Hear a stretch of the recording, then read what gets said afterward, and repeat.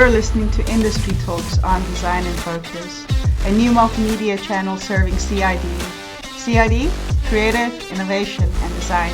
Listen to representatives, practitioners and leaders on topics like industry development, skills, methods, movements, tools, concepts, projects, events, and much more. Hi, and welcome to another episode of Industry Talks. Today I'm joined by Stephanie Wade, and we'll be discussing the value and impact of design in government. Hi, Stephanie. It's a pleasure to have you on the show today. How are you? I'm great, Candice. Thank you so much for having me. I've been looking forward to talking to you today. Fantastic. So, can you tell me a little bit about yourself and your background in design? Yeah, thanks. I've had a long, windy path to get to design.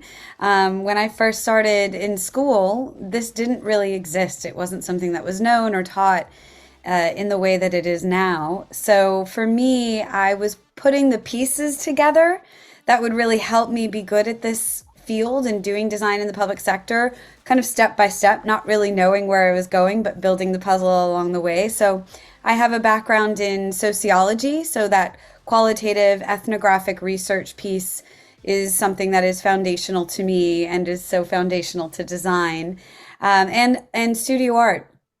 So art and creativity is really important to me, and that was my concentration in my undergrad days. And then I moved into the public policy sphere and did some work at state level government in the United States, and then went and got my master's degree in public policy at Harvard's Kennedy School of Government. So started adding in that government piece, and then also spent a lot of time working on strategy and performance management in the private sector.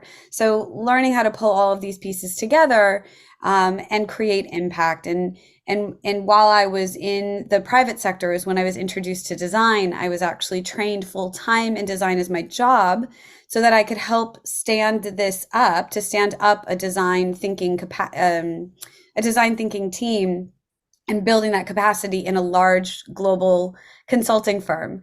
And so we got to do that and learn how to be an entrepreneur in building a culture of innovation and design, and then also got to start bringing it into the U.S. federal government when it was still very new, and and get to see impact there. And then I went on to actually lead. I was the director of the first design-based innovation lab in the U.S. federal government.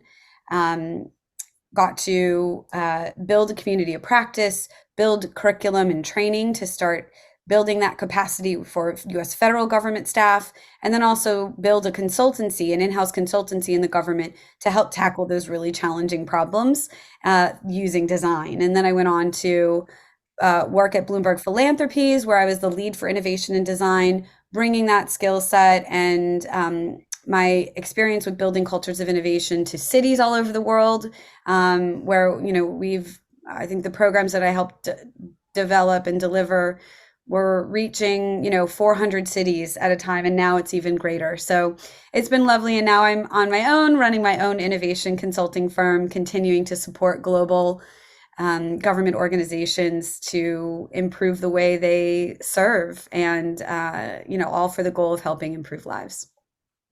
That's quite a journey, and it's packed with so much. Can you give me an indication of what the role of design is in government? Absolutely. I think government's role at its best and its in its most ideal form, which is very much up for debate, especially in the United States today, but certainly around the world. But I think at its best, it's meant to serve as a bit of a compass for our society to help build just, prosperous communities, to kind of step outside of the fray of market share and customer fads or boardrooms, right? And listen to the larger voices of what our society needs, and give voice to those people, especially the people who are historically underrepresented, to help build equity, to build a more prosperous society that works for everyone. And I think Mhm. because of this unique role in government, it's imperative that that as society, as the social, technological, and political elements of our society change, that government evolves with it to continue to evolve to meet the needs of communities and our societies as well. And I think design is a way to position government to be able to do that, to do it quickly, to do it efficiently, and to do it collaboratively, to change the Mhm. role of what government really means and its conversation with the people that it serves. And so I think that design is a foundation to this innovative approach to helping government evolve and work better for who it's intended to. That answer is just loaded with so many concepts, which I think each almost every single word that you said is a topic that we can discuss to its full length in at least one podcast or many. So to sort of navigate a little bit through that chunk, do you have any success stories or cases where design thinking was implemented and made valuable impact? Absolutely. This is the exciting part of this because it does work. And I think, because it works, we're seeing national, state, and local levels of government all around the world applying this more and more every day.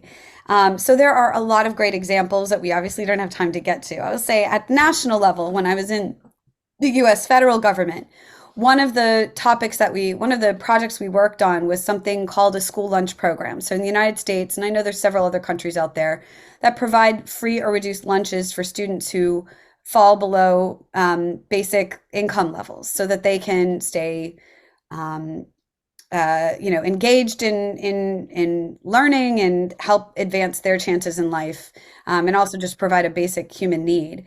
So when I was at the lab, we partnered with the USDA, the U.S. Department of Agriculture, because they oversee that program, and they said, "Hey, we have this error rate of applications." That we're having a lot of missed payments as a result. So people are filling out forms wrong, or we are sending payments to states, and those payments aren't turning it into lunches for kids who are getting food, and we don't know what's going on, and it's costing us. There was, I think, about $2 to $3 billion of overpayments, like missed payments, which is a lot of money for taxpayer dollars. And so instead of saying, okay, well, let's go get an accountant or let's get some strategy consultants to figure out how we can offset our costs, etc., they came to us and said, we don't know what else to do. Can you help us? And we said, absolutely. These are the best kinds of projects, right? So we applied the design thinking approach, and just, there's a long story here as well, which has been documented, but the results of doing this actually uncovered a lot of the human behaviors that were happening in this very complex system around the very large country. But we were able to, by doing our ethnographic research and actually going out to schools, talking to parents who are filling out these forms, learned a lot about what their challenges actually were, rather than what they were perceived to be, because Mhm.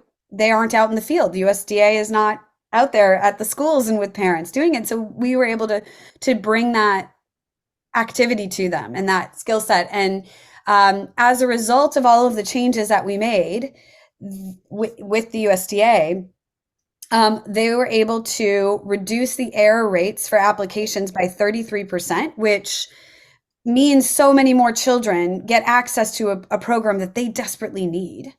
Um, Yeah. the states started, all of the states adopted it. It went out nationally.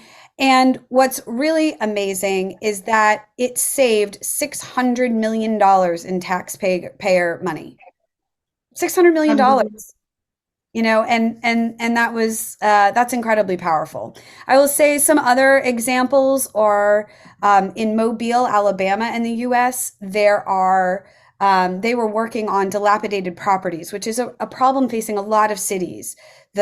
Some people call it blight, but these areas of disinvestment that cities have made, and there's often an equity piece involved in this because it's often lower income in the United States. That means it's black and brown people usually, and they worked with the community to really understand what was going on, not and from a systems level perspective, the government side, the social services side, the actual neighborhood side, they really went into the community and engaged those residents as co-creators. We're going to figure this out. We are here to really partner and do this in a different way rather than kind of designing at you. We're going to design with you. And Yeah. that built a lot of trust. And as a result of their effort, they were able to reduce blighted properties by 58%, which is a number I haven't seen anywhere else yet. Doesn't mean it doesn't exist. I just haven't had anybody tell me they've been able to reduce it at that rate. And so this has cascading effects, not just for the community that is there, and the houses, but the housing property, the feelings of self-respect, of, hey, somebody is showing up for us. And so many other things that can come from that. And it has. They've seen other wins that have been built out of that foundational work that are continuing to elevate the lives of the residents that are there. And that lifts up a whole city. So those are Yeah. just two quick examples at very different levels of scale, but I think really do demonstrate that this can make a big difference. You also have some background in UX, right?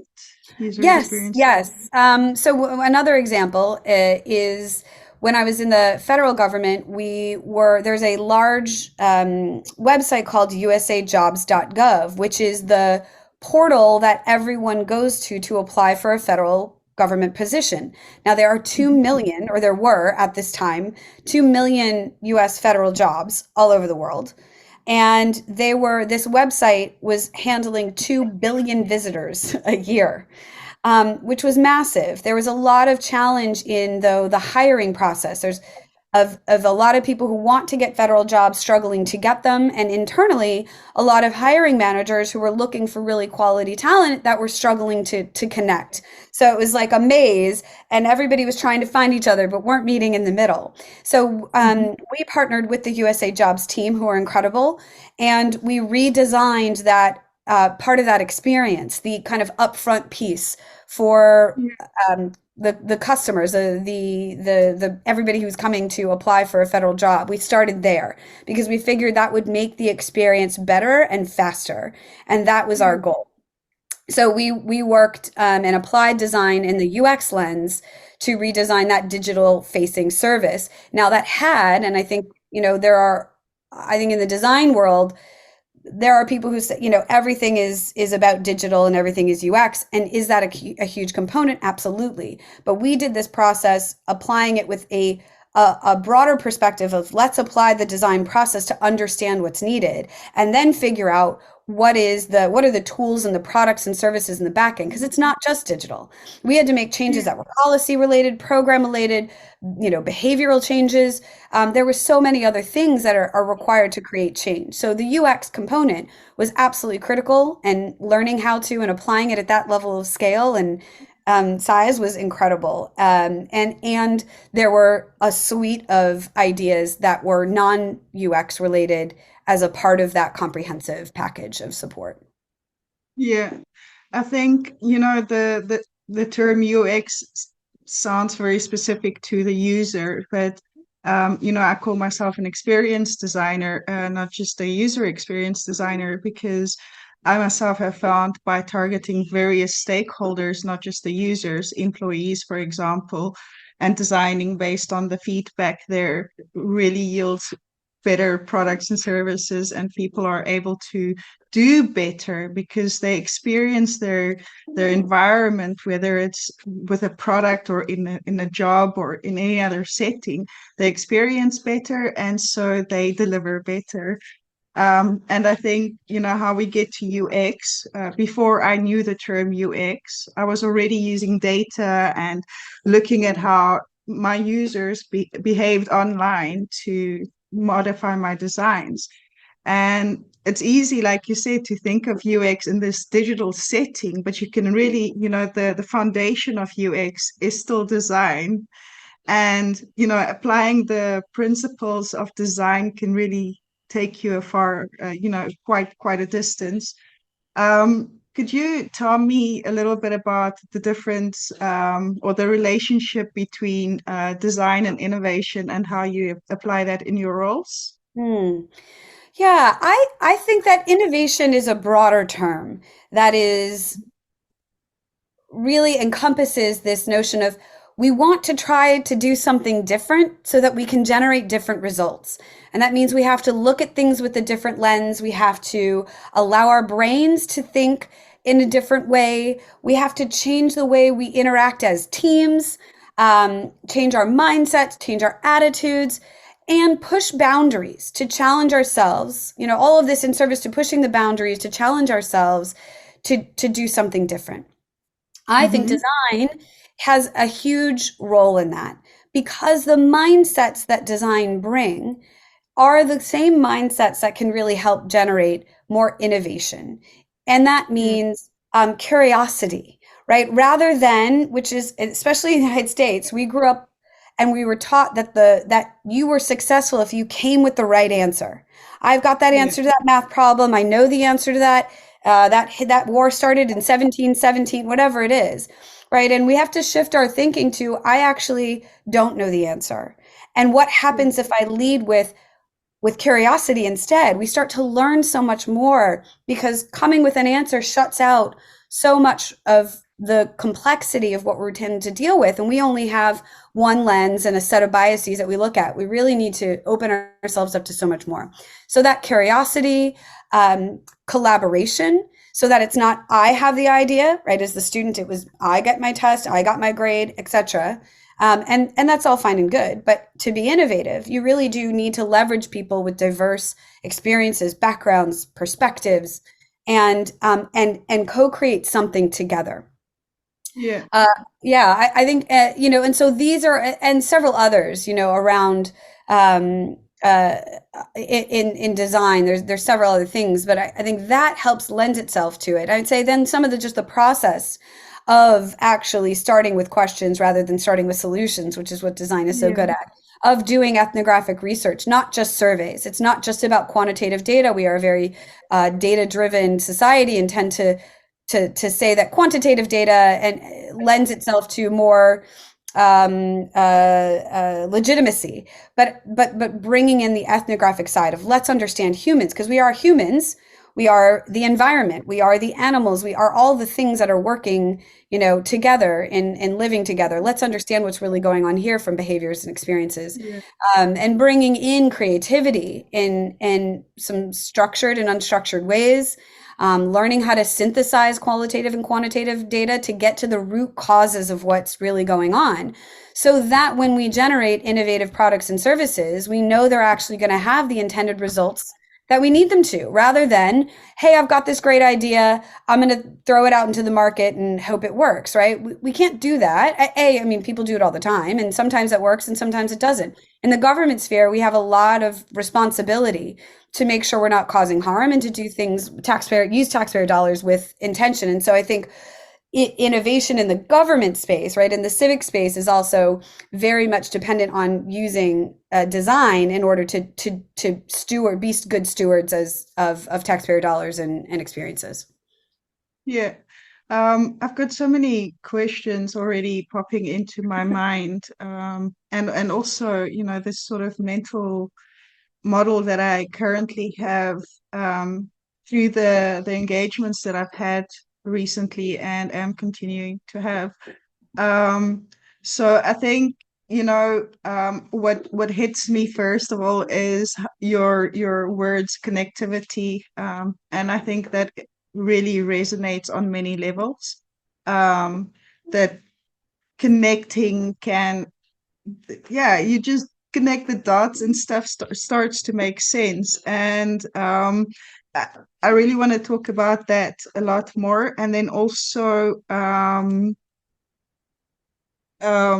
yeah, talking about the multiplicity of the environment that we exist in and how we can deal with that multiplicity in a design and innovation perspective.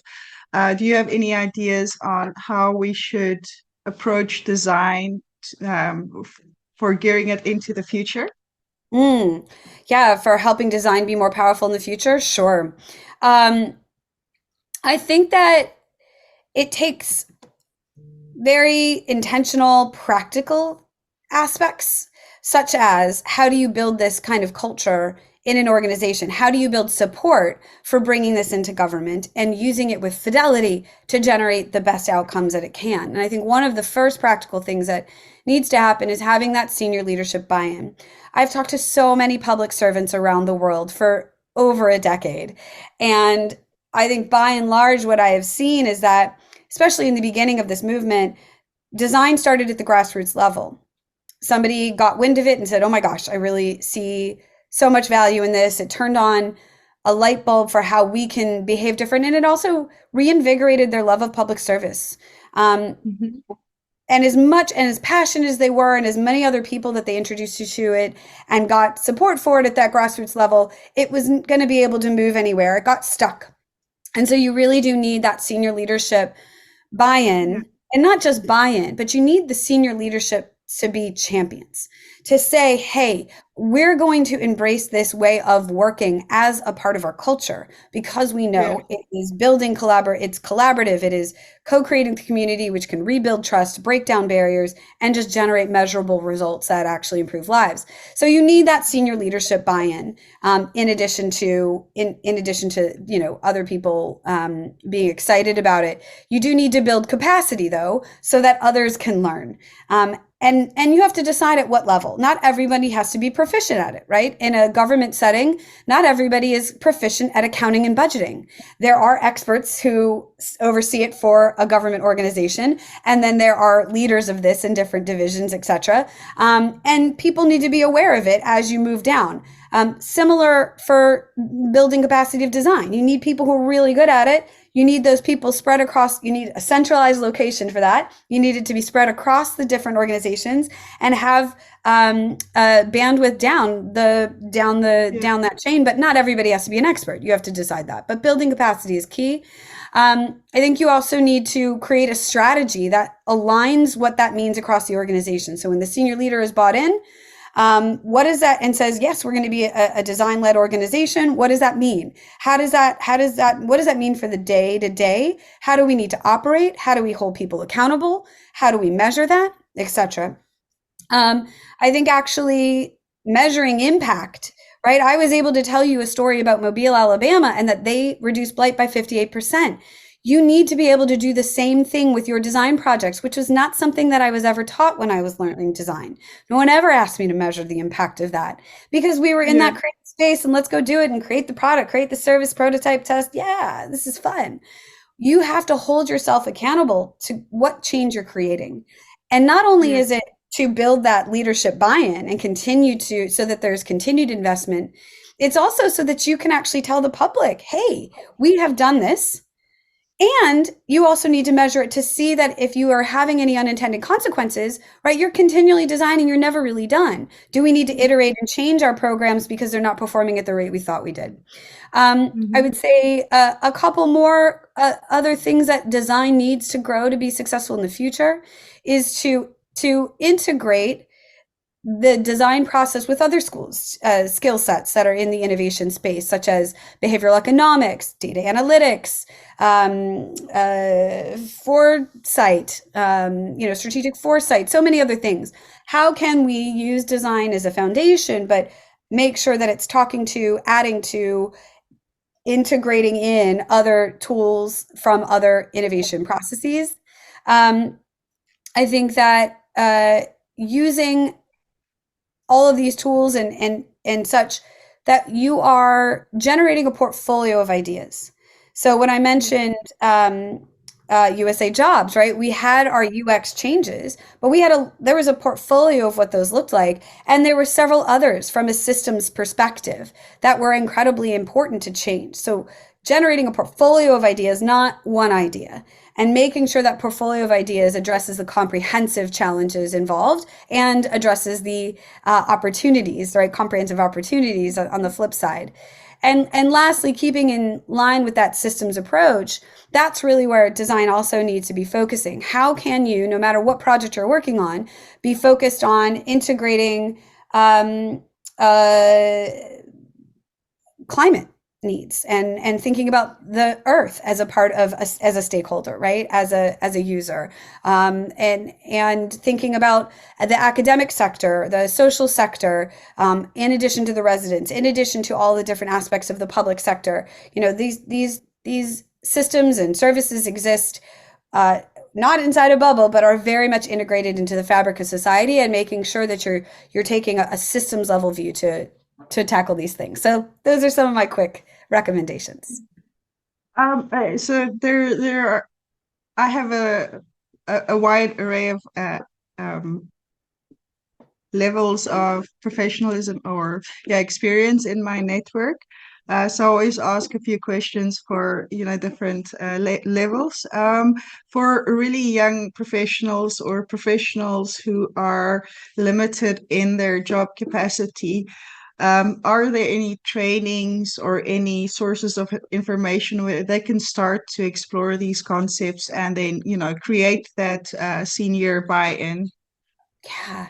Yeah, I hear that. And I love the passion. I've been an adjunct professor for years, teaching design students and public policy students, and just seeing the hunger for this type of work is so encouraging. And it can be hard if you are not already in a design program. I will say that there are several design schools. If you are really passionate about this, getting that actual formal training can be so helpful to you to explore and build that muscle. It also yields a lot of legitimacy in applying into these types of jobs. I will say, if you do not have access to that, which a lot of people do not, I didn't at the time. I got it through my work, thankfully, but on my own didn't. I would say that there are several free trainings out there. IDEO, Acumen. There are others though around the world. There are executive courses that you can take. The Lee Kuan Yew School of Public Policy has some things that are in the digital tech side. Not as much innovation, but MIT has opened up some things.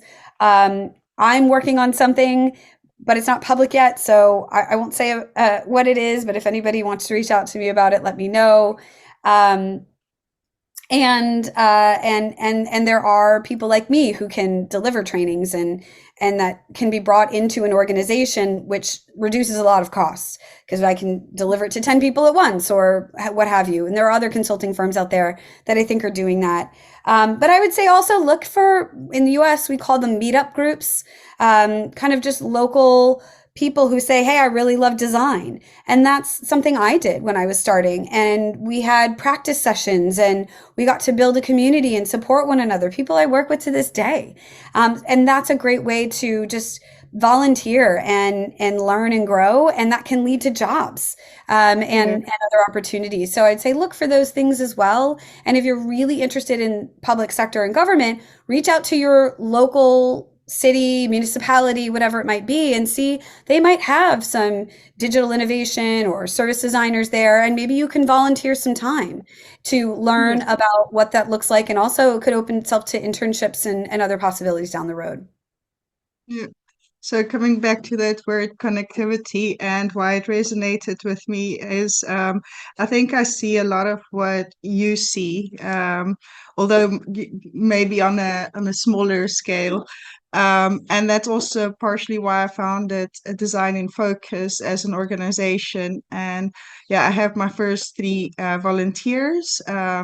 And they're working on product design, which they'll use for their portfolios. And I'm trying to seed my knowledge down to them. And then also on the platform, I support networks and communities and, those who want to start meetups, but can't afford the meetup apps. And, I think design is quite exclusive in many ways, that it can be costly to get into it. And I think anybody who works in a government level who then brings design or innovation into that sector is sort of leading the way forward for the rest of us. So, from my perspective, thank you very much. And I'm very pleased to be connected to you. And I hope that we'll be having many more discussions in the future, because this episode was just too short for us to really go into depth. Thank you so much for having me. It was so wonderful to talk about it, and I definitely look forward to future conversations. Awesome. Thank you, Stephanie.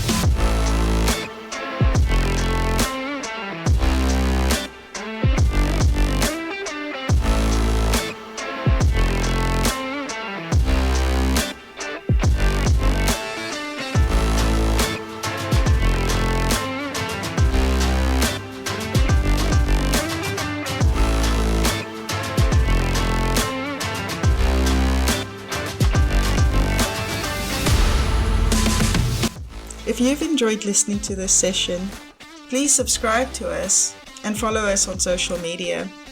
Visit designinfocus.org for more information and content. Design in Focus is a labor of love and can use any and all support. If you'd like to help keep us alive, please consider making a small donation.